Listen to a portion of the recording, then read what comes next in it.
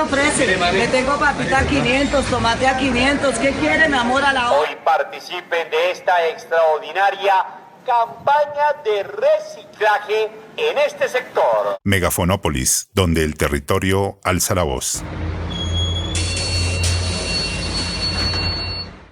Hola, mi nombre es Ana María Peñuela y les doy la bienvenida a Megafonópolis, donde el territorio alza la voz.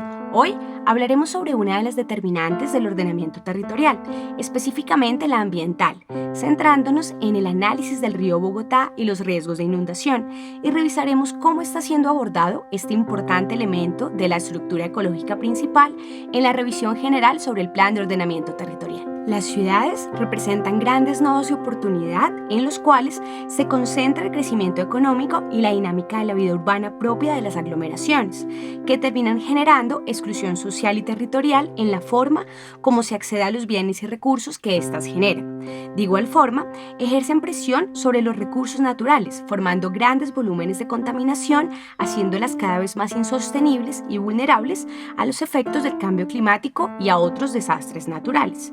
En tal sentido, una ciudad como Bogotá, que alberga más de 7 millones de habitantes, debe pensar y proyectar las determinantes que hacen posible la vida en toda su expresión en los territorios. Esto para decir que lo primero no es el cemento y la construcción de grandes obras rodeadas de jarillones, sino reconocer e incluir las determinantes que impone la crisis climática a nivel de la gestión del agua y del territorio, la protección de todas las formas de vida, los cambios en el transporte, la movilidad y la gestión integral del riesgo. Existe una autonomía relativa para los entes territoriales respecto a las normas de mayor jerarquía para el POT y los instrumentos que lo desarrollan, las políticas, directrices y regulaciones del orden nacional, regional y distrital sobre conservación, preservación y uso de las áreas de conservación y protección ambiental, patrimoniales, infraestructura, de riesgo, entre otros, con las cuales se busca la conservación de los ecosistemas estratégicos que hacen posible la vida y la sostenibilidad en los territorios,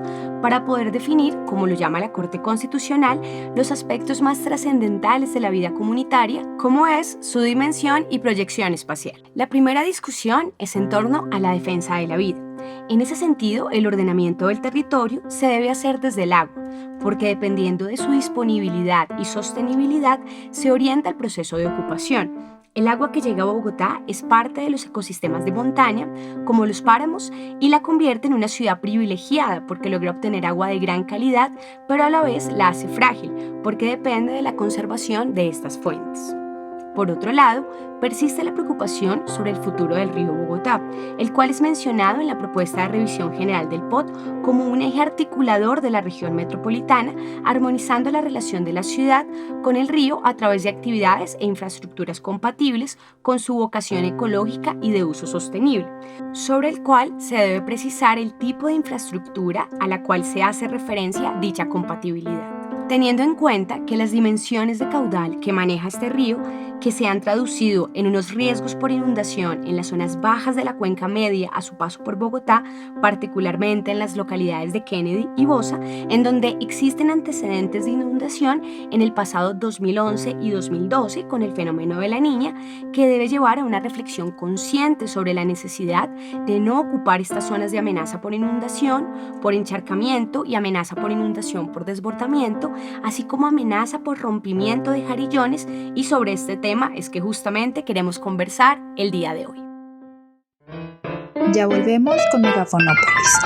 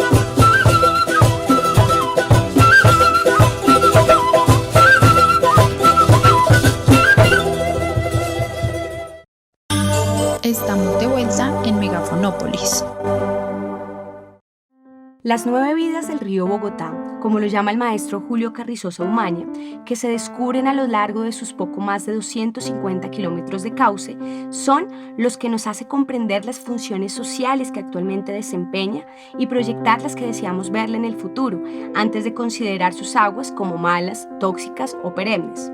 De allí la importancia de repensarnos la relación con el agua, con los ríos y con nuestro río Bogotá, que nos lleva a entender que el agua es el eje de todas las formas de vida y por ende es el determinante a la hora de pretender ordenar el territorio.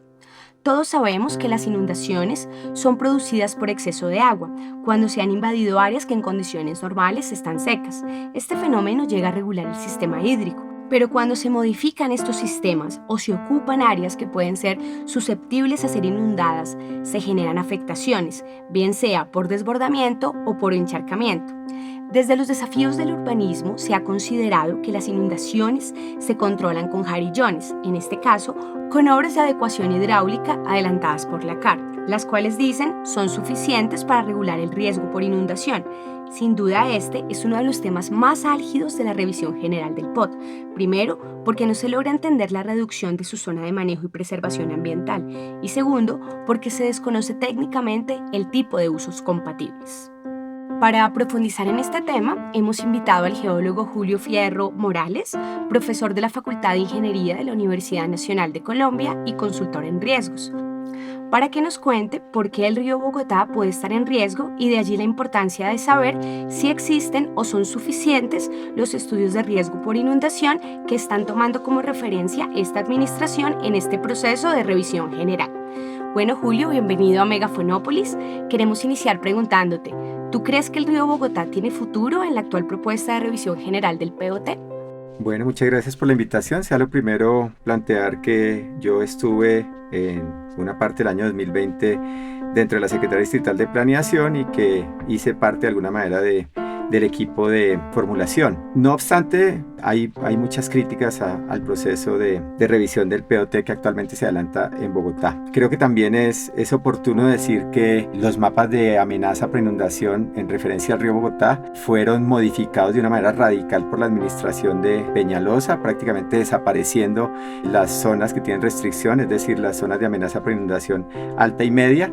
Y tanto la actual administración hizo una revocatoria de esas resoluciones y también se observa que hay un avance en los mapas de amenaza, particularmente en un mapa que es clave y es qué sucede si se rompen los diques o jarillones que confinan el río Bogotá y sus afluentes. Pero, ¿dónde están las críticas? Que hay un 20% de las áreas de expansión que están consideradas en esta revisión que están dentro de zonas de amenaza por inundación alta del río Bogotá.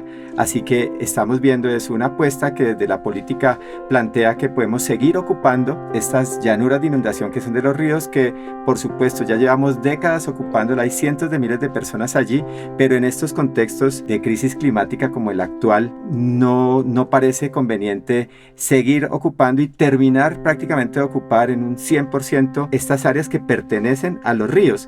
Yo creo que hay una especie de inercia de iniciativas de la administración anterior que vemos todavía en los patiotalleres del metro ubicados en la zona de amenaza alta por inundación, los hospitales con subterráneos como el de Bosa, que no son convenientes.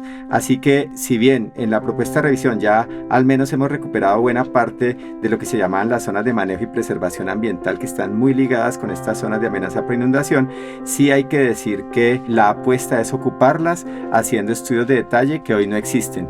Así que yo creo que las lecciones que está dando la crisis climática en Alemania, en Austria, en Holanda, en China, deberíamos tomar nota de ello y actuar mucho más en prevención y no seguir ocupando lo poco que nos queda de esa llanura de inundación de los ríos, particularmente el Bogotá. La ciudad de Bogotá cuenta con un estudio de riesgo por inundación a detalle. ¿Y podrías por favor explicarle a la audiencia de Megafonópolis por qué son necesarios estos estudios a detalle? Bogotá va a formular con estudios básicos Entonces, ¿de dónde vienen estas denominaciones de estudios básicos y estudios detallados? Vienen del decreto 1807-2014, expedido por los Ministerios de Vivienda y Ambiente, que posteriormente, en las unificaciones de decretos que se hicieron en 2015, este decreto fue retomado en su totalidad por el decreto 1077, expedido por el Ministerio de Vivienda. ¿Qué se define allí? Se define la inserción del riesgo en el ordenamiento territorial y se definen unas escalas. Es decir, qué tanto detalle, qué tanta lupa vamos a poner en el estudio del comportamiento de las laderas, en movimientos en masa, el comportamiento de los ríos en inundaciones, de ríos torrenciales y de quebradas torrenciales en las avenidas torrenciales. Bogotá, que tiene toda la capacidad económica y técnica de hacer estudios detallados, que para el caso de inundaciones son estudios en escala 1-2000, se la jugó desde la administración pasada y en esta también por formular con estudios básicos.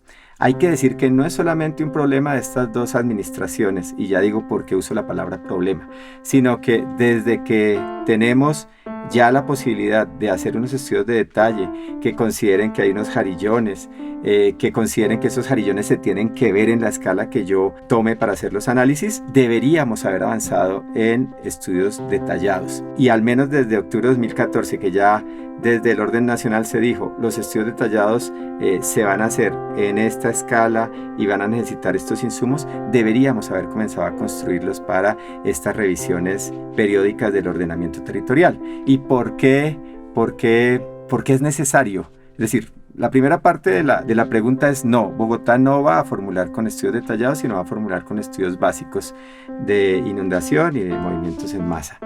¿Y por qué se necesitan los estudios detallados? Porque son cientos de miles de personas las que están viviendo en las llanuras de inundación, en las llanuras aluviales de los ríos, en los ríos Bogotá, Tunjuelo, Fucha, y pues ya viene una tendencia de ocupación del río Torca hacia el norte. Entonces, si tenemos un potencial de población que puede ser afectada tan grande, deberíamos estar formulando con estudios de detalle. Y vuelvo y toco el tema, por supuesto, un tema absolutamente vigente, sobre todo después del último documento del Panel Internacional de Cambio Climático y de lo que está ocurriendo recientemente en Europa y en China, entre otros lugares del mundo, y es ya nos estamos dando cuenta que hay una agudización de los extremos climáticos, que cuando llueve, llueve mucho más de lo que llovía, que eso significa que haya una posibilidad de un aumento de caudales muy grande también en nuestros ríos. Así que para saber qué puede pasar, necesitamos detallar la escala de esos estudios. Así que definitivamente es una necesidad imperativa y pues por ahora no vamos a formular nuestro POT de esa manera. ¿Las obras de adecuación hidráulica realizadas por la CAR han sido suficientes? Estas obras no se tiene certeza de cómo fueron construidas. Estas obras fueron diseñadas en 2007 por la Universidad Nacional para la CAR. Allí pues se tienen unos análisis y unos estudios de lo que se diseña, no de lo que se construyó. Posteriormente, incluso la misma CAR contrata a una empresa en 2011 que hace una revisión crítica y establece bastantes avisos respecto a lo que se diseñó en 2007. El proyecto siguió adelante. Además, también hay que decir que es un proyecto con una mirada absolutamente, por decirlo de alguna manera, pasada de moda en lo que son los ríos. Es una mirada desarrollista, es una mirada que no considera los ríos como parte de un ecosistema, como un elemento dinámico fundamental en el ambiente, sino simplemente es un montón de agua que tenemos que ver cómo canalizamos y cómo controlamos, y de esta manera vamos a restringirla para que no nos estorbe. Esa mirada tiene que ser superada y no se ve en la CAR en este momento ninguna iniciativa que la supere, sino que por el contrario está enfatizándola. La CAR sigue en su proceso de destruir los ríos porque esa adecuación hidráulica realmente es una destrucción del sistema hídrico. Es un río que ya no tiene la capacidad de expresarse su energía en sus llanuras de inundación. A veces ponen parquecitos con árboles, pero definitivamente las llanuras de inundación no son eso. Un servicio hidráulico, un servicio ecosistémico que prestar, y no es esto lo que se está viendo en esas obras. Y vuelvo con el tema de que no tenemos certeza de cómo fueron construidas porque nunca se ha evaluado realmente qué fue lo que se hizo. Y yo creo que decir que hubo interventoría y que por eso los diques quedaron bien construidos no es suficiente cuando estamos hablando del riesgo. Ya nos dimos cuenta con los estudios con los que se está formulando el POT actualmente en Bogotá que esas estructuras son fundamentales para preservar la seguridad de centenas de miles de personas. Así que no podemos decir es que fueron diseñadas por X, es que fueron construidas por Y, es que la interventoría la hizo Z, porque eso no es suficiente. Lo que necesitamos es saber cómo son los materiales con los que fueron construidas. Estas obras comienzan a construirse en la década de los 20 del siglo pasado, es decir, hay tramos en donde parte de esas estructuras pueden tener 100 años. Se han usado materiales absolutamente diversos, desde muy malos, basuras, hasta materiales de buena calidad, pero no sabemos en cada sector cómo están construidos, no sabemos cuál es su estabilidad ante diversos tipos de eventos, por ejemplo, la sismicidad, la aceleración que generan los sismos, la licuación, es decir, la pérdida de capacidad de soporte que tienen diversos tipos de suelo, las mismas interacciones de estas estructuras con los niveles de agua subterránea, así que esa incertidumbre no es aceptable cuando son centenas de miles de personas las vulnerables y cuando puede ser tan costoso ese desconocimiento que tenemos. ¿Cómo se puede llegar a saber realmente cómo están construidas? Están todas las tecnologías para ello. Y además hay una obligatoriedad en la ley, en el decreto 2157-2017, que obliga a entidades como la CAR a que cuando tienen macroproyectos del orden regional, como es el caso de la adecuación hidráulica, hagan análisis específicos de riesgo. La CAR no ha hecho esos análisis y tampoco se ve como una intencionalidad en esa institución de llevarlos a cabo. Y termino diciendo algo que es también crítico, y es que por supuesto cuando la CAR hizo estas obras pues no tenía que levantar los puentes vehiculares para lograr las secciones hidráulicas, es decir, el paso necesario para las aguas en crecientes. Entonces, si piensan en la calle 13, por ejemplo, allí no hay diques, allí no hay jarillones. En ningún paso transversal, en ningún paso de estructuras por el río Bogotá, a lo largo de Bogotá, los diques están realzados con todo y estructuras, es decir, son como diques que tienen algunos lugares, por decirlo de alguna manera, muecos, ¿no? Así que no se ha hecho una adecuación hidráulica sistemática y que realmente dé cuenta de un río como un sistema dinámico, sino todo lo contrario. ¿Se podría asegurar que esta área no se vuelva a inundar? No, pues ya planteé que por un lado los diques están incompletos en las zonas de estructuras transversales, hay lugares en donde los diques tienen problemas de erosión, están siendo erodados, y hay algo que no sé por qué todavía se discute, y es que no podemos nunca asegurar la infalibilidad de las obras humanas. Se caen los puentes sin que haya sismos, se caen los edificios sin que haya sismos en Colombia y en el mundo, los puentes parecen acordeones, los túneles fallan, la vía Bogotá-Villavicencio es un buen ejemplo de un montón de obras civiles que fallan y que fallan sin que haya habido un evento natural que las cargue de manera fuerte, así que no podemos asegurar nunca esa infalibilidad. No hemos tenido sismos fuertes en Bogotá que afecten, digamos, toda la región desde 1917, así que no sabemos cómo van a actuar en un sismo de estos que ya históricamente han afectado Bogotá. Ya planteé que algunos sectores, algunos tramos pueden tener casi 100 años y no sabemos cómo fueron construidos. Por lo tanto, asegurar que estas obras son infalibles y que estas obras además están diseñadas en el marco de la crisis climática actual, pues no es así. ¿Y entonces qué tipo de actividades podrían ser compatibles?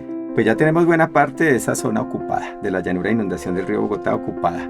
Quedan unas pocas zonas sin ocupar, pero esas zonas sin ocupar entonces ya las tenemos como con potencial de expansión, es decir, que quieren ser ocupadas en esta revisión del POT, en esta apuesta que tiene la administración actual, y en lo personal y pues en esto hay acuerdo con ambientalistas, con hidráulicos, etcétera, es que lo poco que queda de la llanura de inundación, se llama así por algo, del río Bogotá, y también se llama del río Bogotá por algo, debe ser preservada, debe impedirse allí la ocupación.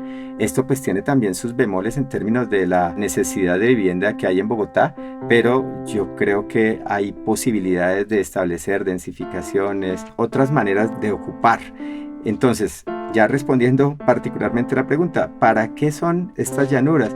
Tiene una importancia ecosistémica muy grande y por eso se declararon las zampas hace algunos años. Tiene una importancia hidráulica y es justamente que en momentos de creciente haya la posibilidad de que el río pueda expresar su energía en un espacio geográfico.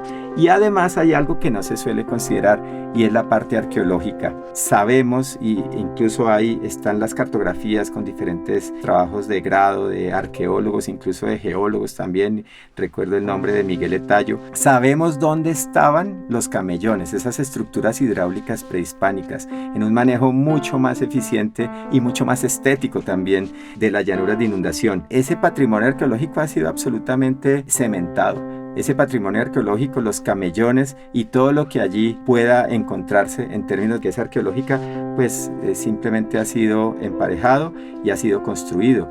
Quedan muy pocos de esos camellones en lo que es Bogotá, Distrito Capital, en la llanura de inundación del río Bogotá, y en el ordenamiento territorial los criterios arqueológicos, históricos y culturales también son determinantes, pero son un determinante que no se toma en cuenta. Se toma en cuenta a veces lo ambiental como determinante, estructuras ecológicas, el riesgo como determinante, pero esta parte de patrimonio histórico, arqueológico y cultural, desafortunadamente ni la institucionalidad local, ni la institucionalidad regional ni nacional han dado información que permitan espacializar esas zonas de riqueza arqueológica para poder involucrarla en el ordenamiento territorial. Y cuando uno se va para USME se da cuenta que es cuando hacen grandes vías o pretenden hacer proyectos urbanísticos que encuentran cosas que son además grandísimas. Así que desafortunadamente ese es un criterio poco tenido en cuenta y esa parte arqueológica también es de importancia en la llanura de inundación del río Bogotá.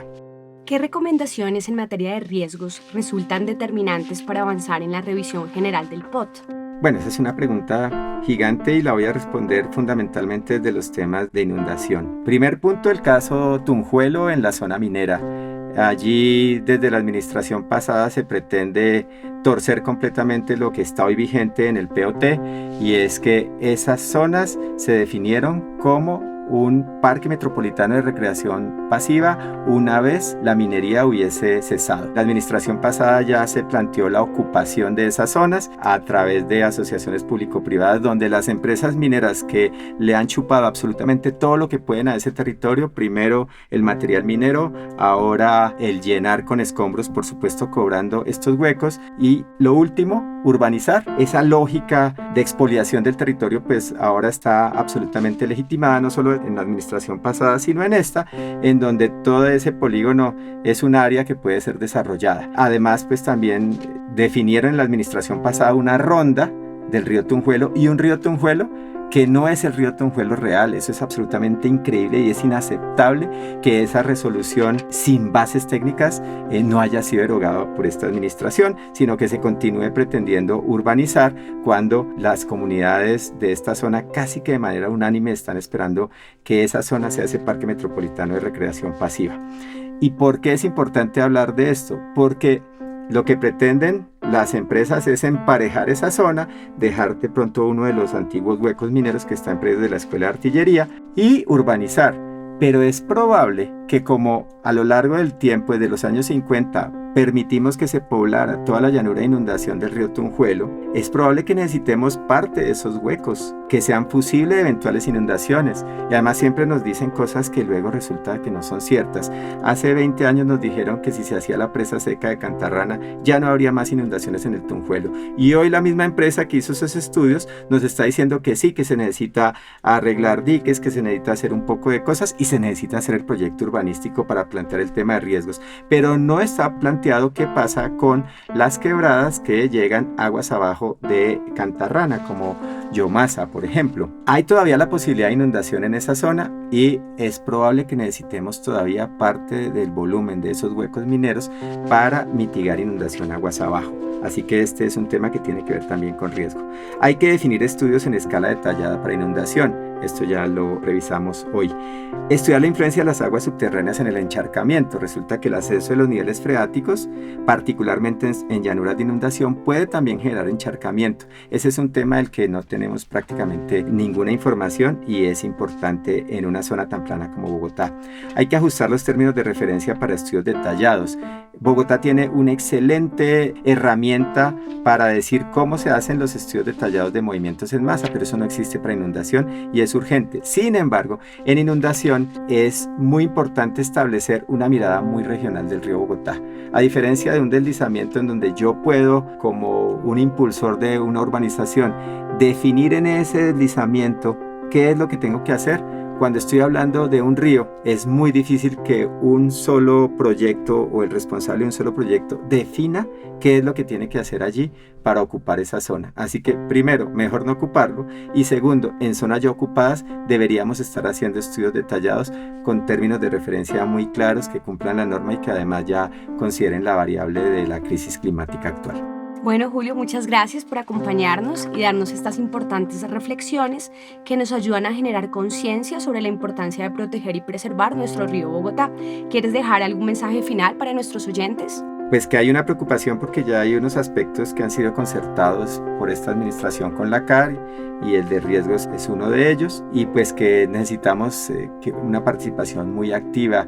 Son 12 años de ciudad y de visión de la ciudad las que se están jugando en este momento, y es importante que todos nos apropiemos de qué queremos de nuestra ciudad, la ciudad en donde nos hicimos, la ciudad en donde vivimos o la ciudad en donde nacimos. Vale, muchas gracias. Bueno, a ustedes por la invitación. Somos Megafonópolis. Síguenos en nuestras redes sociales, Facebook, Twitter e Instagram como @Megafonópolis, y escúchanos en nuestra cuenta de Spotify. Megafonópolis, donde el territorio alza la voz. Ahora bien, el primer aprendizaje que nos queda es apostarle en la defensa de la vida. En ese sentido, el ordenamiento del territorio se debe hacer desde el agua. Bogotá tiene 5 grandes ríos, el más grande, el río Bogotá y sus afluentes, Tunjuelito, Fucha, Salitre y Torca, con grandes problemas de contaminación que deberían ser la prioridad de la inversión de la política pública, junto con la conservación de sus rondas y zonas de manejo, las cuales han sido ocupadas con viviendas y usos institucionales. Lo complejo está cuando las determinantes de la propuesta de revisión del Plan de Ordenamiento Territorial no se toman las decisiones de la política de ordenamiento territorial de no continuar impulsando la ocupación del suelo a sus valles aluviales y a sus afluentes. La Zampa no se recupera con nuevos asentamientos. El problema de las inundaciones no se resuelve con jarillones, ni haciendo rellenos que elevan los terrenos. La única manera de evitar las inundaciones a través del ordenamiento territorial es decidir no seguir urbanizando. De esta manera llegamos al final de nuestro programa de hoy. Agradecemos a las y los oyentes y les esperamos en nuestro siguiente capítulo. Abrazos y recuerden, somos Megafonópolis, donde el territorio alza la voz. Adiós. Somos un equipo interdisciplinario conformado por profesores, profesionales y estudiantes de posgrado y de pregrado de la Universidad Nacional de Colombia, donde algunos hacen parte del grupo de investigación Procesos Urbanos en Hábitat, Vivienda e Informalidad, adscrito al Instituto Hábitat, Ciudad y Territorio de la Facultad de Artes. Nos enmarcamos en la misión de la universidad, en donde además de las labores de formación e investigación, también se participa en iniciativas de extensión e interacción con la comunidad, cuyo compromiso es contribuir a la solución de problemas de la sociedad a través de la generación de productos académicos, la discusión y el debate permanente con la ciudadanía sobre temas y problemas del territorio.